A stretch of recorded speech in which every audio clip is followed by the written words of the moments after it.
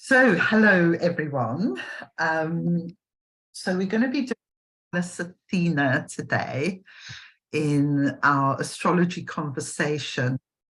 So just to kind of give an overview of what I'm trying to achieve with these goddess asteroids. So we're in the evening cycle of Venus. So we're kind of coming out of the underworld and we're rising up through her new cycle. And we're doing the pearl sequence at the same time. So we're unlocking our prosperity, our sense of inner prosperity. We're addressing maybe areas where we feel lack in our lives. And what my intention is to trigger, a sort of deeper level of our vocation or our career, our work, our service that we're here to do. And the goddess asteroids, I think, can really help us alongside the pearl, get some kind of more specific divine feminine codes, if you like, of what our specific roles are in this kind of group matrix. So last week we did Ceres, and that was powerful for me as well, because it's very simple in a way, but if you can't nurture a plant into fruition or flowerhood, if for some reason you neglect the plant, or maybe you even kill the plant by looking after it inappropriately, then if we think of, our ideas, our creativity as being like little plants or even babies, then this capacity to nurture through the different stages of growth is really important. And I know for a fact, actually, that plants hit crisis points along the way. And whenever we're nurturing something, we're going to hit crisis points. And the point is, can we get through the crisis points, really, and continue the nurturing? Or do we give up, which I have done often in my life? Do I retreat into my kind of hermit cave, feeling a bit hurt that someone didn't like my idea, or, whatever? But I've done it many times, I've sabotaged really good ideas. So that's where we begin with Ceres, self-nurture. And this week, I want to look at Pallas Athena, who is the warrior goddess. So what we're going to do is I'll do a little presentation on Pallas Athena, and then we can talk about whatever comes out of that for you. But I know, like, in my 20s, I had some lovely women in my community who were in their 50s, my age at that time. And they used to run workshops on assertiveness and confidence building. And I mean, all these things are actually really needed a lot. And then sometimes I think, gosh, maybe it is actually a matter of going back to those basics of how much confidence do I have in taking my idea, my creative impulse, and turning it into a form in the world? Because that's all we're doing, really. We're taking something from our inner world and we're putting it into the outer world. But that can be really scary, as we know. And we're meeting a world that may not always be welcoming of this idea, it might be running against the culture or whatever. So that can be scary as well. So Pallas Athena is almost like our strength to push through. And I see her as like, she's not masculine, but she's like a yang energy within yin. And so she's part of sort of inner balance of the yin and yang, because if we're too yin, we basically just kind of stay inward. So the yang helps us kind of push outwards. Yeah, so yeah, anyway, you'll have your own way of looking at that. So okay, let me show you what I've done here with Pallas Athena. Okay, so in relation to vocation, well, let's start from the first slide. There we go. So in relation to vocation, Pallas Athena can be very helpful because she is this inner yang part. She helps us take action in the world. She can help focus, which is a key part of success in bringing your creation child to fruition. I mean, if I think of things why they haven't come to fruition, it's because I didn't stay focused and I got distracted by something else. So notice your distractions. What are you wasting time on? Pallas brings confidence and assertiveness, making your mark in the world. She rules the frontal cortex.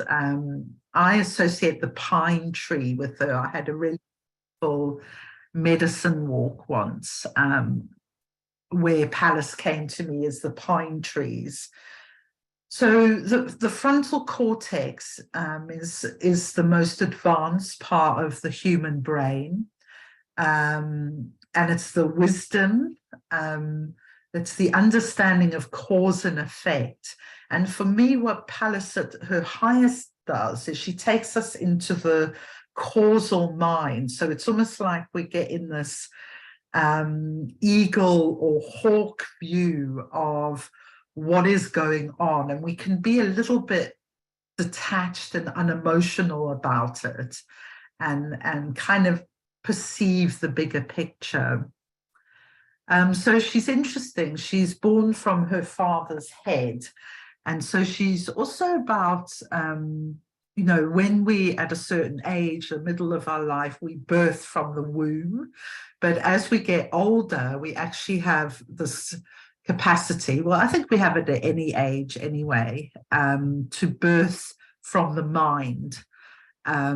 So this is like almost feeling that we have two places that we create from, the womb and the mind. So Pallas Athena can bring us into that, you know, amazing creative ability of the mind. And she creates empathy, understanding of cause and effect, pattern recognition of the holographic nature of reality. So what I mean by this was a huge breakthrough for me as someone with quite a lot of mental health issues in my younger life, post-traumatic stress disorder. And so when things came around again, like the trauma would come back, basically, I used to feel like I had failed. You know, I've done all this healing work, I've taken this, and here it is back again, boom, this trauma in my face.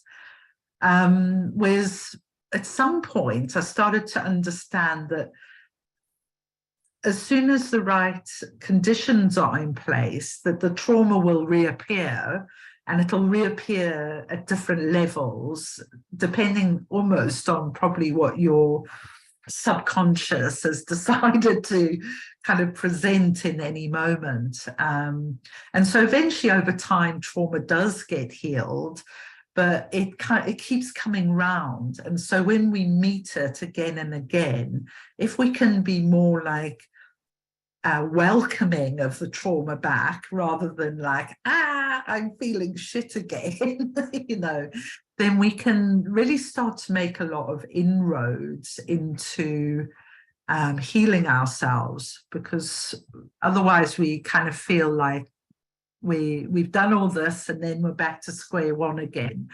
But it's not kind of working like that, really. That's that holographic nature, that everything is kind of like in the macro, whatever's happening in the macro is also happening in the micro, and it's cyclical. So this is from a pottery vase. So you can see Pallas Athena here is being birthed from Zeus's head. It's quite a strange image. So she's born from Zeus's head. So she's quite unique in the sense, you know, most of us are born from a womb, but she's born from a head. Often in Greek mythology, her mother isn't even mentioned. But over time, what I've discovered is she did have a mother called Metis, who Zeus had a sexual encounter with. Zeus then kind of tuned into a prophecy of how great Pallas Athena was going to become. And so he swallowed her. And so she grew in his head, basically. So I just want you to feel into that for a moment. Like, as a fetus, how would it feel to grow in Jupiter's head as opposed to growing in your mother's womb? It's like it's quite strange, isn't it? But it kind of gives you the sense of actually we have this dual creative capacity, and perhaps men are more in tune with the ability of the mind to create, and women are more in tune traditionally with the capacity of the womb to create. But we do actually have both.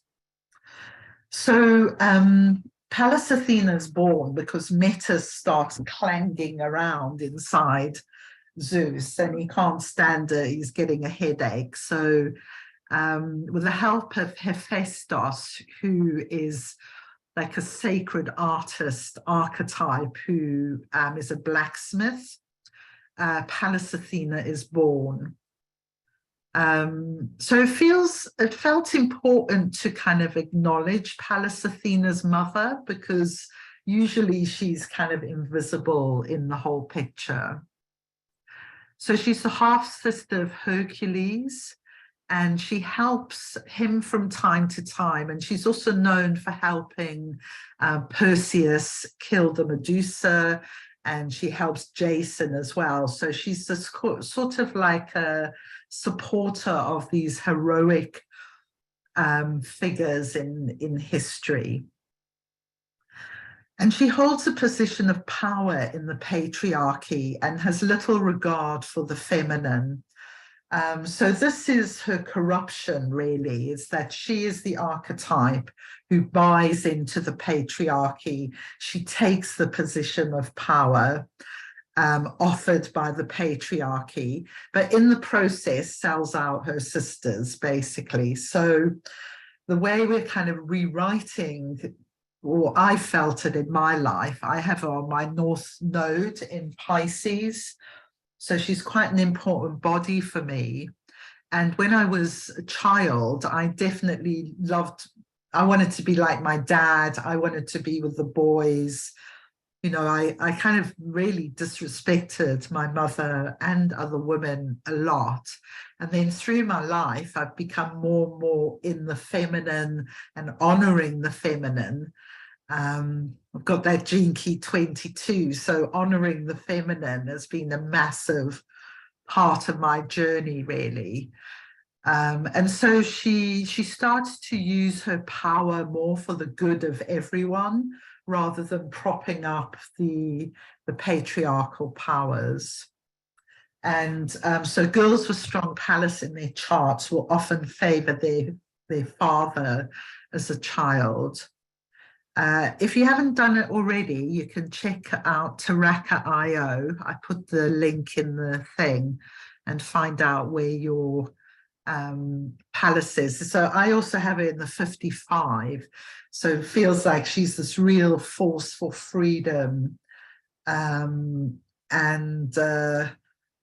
Yeah, so that kind of breaking free from, you know, the South Africa where I grew up was a very strong patriarchal culture, very divided, like male, female gender roles. So it feels like it's been quite a journey, that whole honoring of the feminine for me.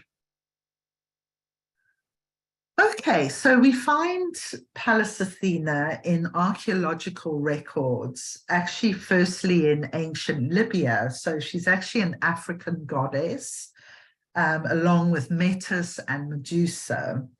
And it feels important to sort of say this because she's usually presented as white in everything, you know, in the Greek and Roman. But a lot of African women actually, you know, kind of really relate to this ancient archetype. And it just feels important for me, for us to honor her origins as African, as a kind of rebalancing somehow in the world that is needed.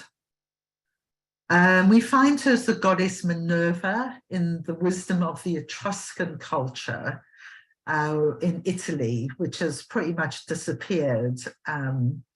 Many people believe that's like a star-seeded culture because we find the art, but no one really knows what happened to that culture. It kind of appeared and then disappeared again. So originally, she's associated with arts, writing, and crafts. And these are seen as fundamental things in those ancient civilizations. And if we think today, like,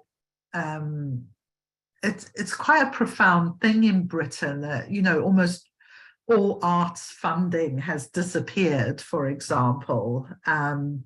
You know, the valuing of art and music writing is definitely diminishing. And, you know, many schools don't even teach music anymore to children. But this is what Pallas is about. She is about elevating civilization through culture. So if we want to get into Pallas Athena, these are things we need to value: the arts, the writing, the crafts, like pottery, stuff like that. And the other important thing Pallas does is she channels our competitive nature into being more creative rather than going to war. So I quite like that because I have Mars in my first house, so I'm quite competitive. And when I come across, you know, another astrologer or a writer that I kind of think, oh, they're better than me, but rather than kind of feel bad about that or kind of be anti them, I allow that kind of feeling to go, okay, well, you can up your game. If you think that person's so great, you know, what is it that they're doing? And can you raise yourself up another level rather than kind of like, you know, fading into the background or, yeah, all the things we might potentially do with that competitive energy. Okay, so then she's taken by the Greeks and Romans, and it's only then really that she becomes a goddess of war. I've put was there, it should say war. And so she's all about the strategy, you know, being able to see the big picture, how to win the battle. Yeah, so I've put there, she can help us channel natural competitiveness and ambition. Okay, so she's discovered on the 28th of March, 1802, by Wilhelm Olbers, who's one of the celestial police based in Germany. So if you remember last week, I was talking about this group of astronomers in Europe in the 1800s who called themselves the Celestial Police, and they were trying to find the first asteroid. And they didn't find Ceres. This monk called Piazzi found her. But it's interesting, I think, that one of the celestial police did find Pallas because she's the one who doesn't really turn away from the patriarchy, at least initially, you know. So She's the second largest asteroid to be discovered, and she's between Mars and Jupiter and has an orbit of 4.62 years. So the discovery chart. I love these discovery charts. So this is actually the symbol here, if you can see it. So if you look at the 10th house, we've got Ceres at 23 degrees Virgo, and here 29 Virgo. We have Pallas Athena, so she's like a triangle with the Venus cross underneath her. Okay, so 29 degrees Virgo, when you're at the last point in the zodiac of any of the signs, that's like all the lessons have now been learned of that sign. And Virgo is, of course, the sign of the goddess.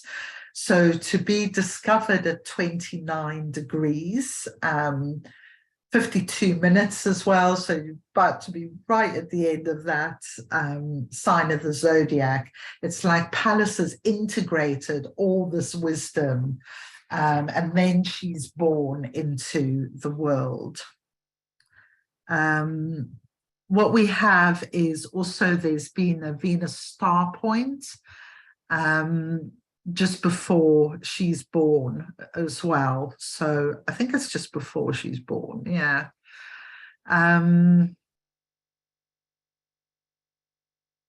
Yeah, sorry, I'm just thinking about that in my mind. And we have some interesting sort of connections here. So Saturn has just moved into Virgo. And we also have the moon has just moved into Aquarius, and Hygeia, who's a healing goddess, has just moved into Taurus. So it feels like there's a lot of energy of like new beginnings inherent in this particular chart. I'll post this on the tribe, so if you want to have a closer look at it, you can. Okay, so in human design, Pallas is discovered in gene key 24, line 6. This has been a huge gene key for me. I have Ceres there, actually, and it's the shadow of addiction, the gift of invention, and, oh, I haven't put the city, it's silence, that's the city. So Pallas was in the 17, line 5. So this is the gift of farsightedness, the pine tree, and the city of omniscience. So for me, it's interesting. Pallas design is there because of the far-seeing thing, you know, the frontal cortex, the third eye. And also this 24 where she's discovered, this is all about rerouting neural pathways. So this gene key encourages us to do things differently, like stop, you know, all addictions are just neural pathways going over and over. So, you know, we can stop doing things, we can create new neural pathways. Okay, so when she's discovered, there was a full moon on the 17-6, 18-6 axis, and it was an eclipse. And we know this because the north and south nodes align exactly. Ooh, I want to go back. Yeah.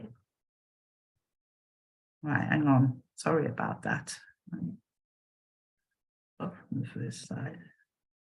Clicked on something. Okay, so she's discovered on an eclipse, and it's on the 17-18 axis. 18 is the shadow of judgment, the gift of integrity, and the city of perfection. So what's interesting as well is the sun and the earth are in the 38 and 39. So that when Ceres was discovered, the sun and the earth were in those, and now in the design for Pallas, they're in the 38 and 39. So it feels like Pallas is, in a weird way, a kind of mythical daughter of Ceres, because the design element is 88 degrees before you're born. So it's like a womb time blueprint. And there's activations of the 46, the 48, the embodiment of feminine wisdom, and Pluto is in the 55, which is super powerful. So this is the HD chart, which again, I'll post that in the tribe for anyone who wants a bit of a closer look at that. But for me, it's like fascinating, you know, these discovery charts, what they kind of say to us about, you know, the energy of these bodies when they're discovered. Okay, so yeah, so if you put, if you know where your Pallas Athena is, do you want to put her in the, I'm going to put mine's 55, line 2 in Pisces. Yeah, so if you want to put that in, and then we'll invite questions. So I'm just reading this. So Lola has the 18, 17, 38, and 39 in her attraction sphere. Wow. Yeah, so this kind of capacity to see the future, see the unfolding patterns of reality, it's very useful. Okay, so I'm going to pause the recording now and invite you guys in. We've got some very interesting placements here. Yeah, so just to share your experience or respond to anything I've said there. Okay, so thanks everyone for such juicy conversation. I also like we're starting to see a bigger mythical story unfolding bit by bit that we are all a part of. And yeah, I just love that part of astrology, really, the storytelling. It's like the cosmos is telling our story. And then we're like, oh my God, I'm in the story. You know? And it's so much bigger than me. Yeah, so tomorrow, an hour later than the call today, we're going to do neurographic art on our EQ and core in the profile. So if you can just bring your keywords along for those, and that should be quite a deep kind of unknotting those shadow sides and opening the double wormhole that exists right now. So, okay, well, thanks everyone. It's always lovely to see you all, and I'll see you all tomorrow, hopefully. Mwah. Bye. Allison, bye-bye. Thank you. Bye. Allison. Yes. Hi. Hi. Allison, I gotta talk to Allison here. Okay. Hi, Patricia. Sorry, it's just so much easier to talk face to face for 2 seconds. Yeah, it Look is. at this. Yes. I love it. I know. It's like Just down there. it's picked me up, and it's so weird, you know, because these friends have arrived and it just all feels like we're meant to be here. So the stories is so much bigger than me, right? You know, it's like the universe is rearranging everyone. Love it. Yeah. So you want to have a catch up on all of this Goddess Asteroid? Yeah, but I mean, because I just realized, like, the very first part today just about Athena was like super interesting and I was absorbing it. But then the minute everyone starts sharing their gene keys, like of what's where, I mean, I'm just functioning off a classic little old chart. I don't have it relates to the gene keys at all. Yeah, what we'll do is we'll go through your chart with the gene keys there. I can tell you what well, your normal chart, but with the goddess asteroids on it. Okay. So it's so funny because this astrologer on this back chart actually has Ceres, Pallas, and Vesta, but then doesn't show them on any of our charts. Okay. Really nice to do that. As I said, I just sent a message a couple of hours ago for the team meeting to say I could do 8 or 10 a.m. on Friday. So I'll wait and just see what they come back with. Okay. I say definitely yes to you on Friday. Okay. Just let me know the time. Yeah, can you do either of those, 8 or 10 a.m. your time? Friday's open. Okay, brilliant. Okay, I'll call it 9, but otherwise it'll be 8 or 10. I'll let you know. All right, sounds brilliant. Okay, so and then what day of the week are you doing the pearl sequence? So tomorrow at Tuesdays at 10 a.m. Pacific. Oh, all right. Shoot, I scheduled a call. All right, maybe I'll see if she can change it, because that I do kind of want to start understanding. Okay. Big time. Yeah. It feels like that would be a good one for you as well. To kind of open that up there energy. Yeah. And then I'm sorry, I sort of need to go back and do the Venus sequence again. Tell me, can you just take 2 minutes and tell me about the IQ? Yeah, sure. So the IQ is our 14 to 21 years. Makes perfect sense then. Okay. We are programmed, and it's the mental level.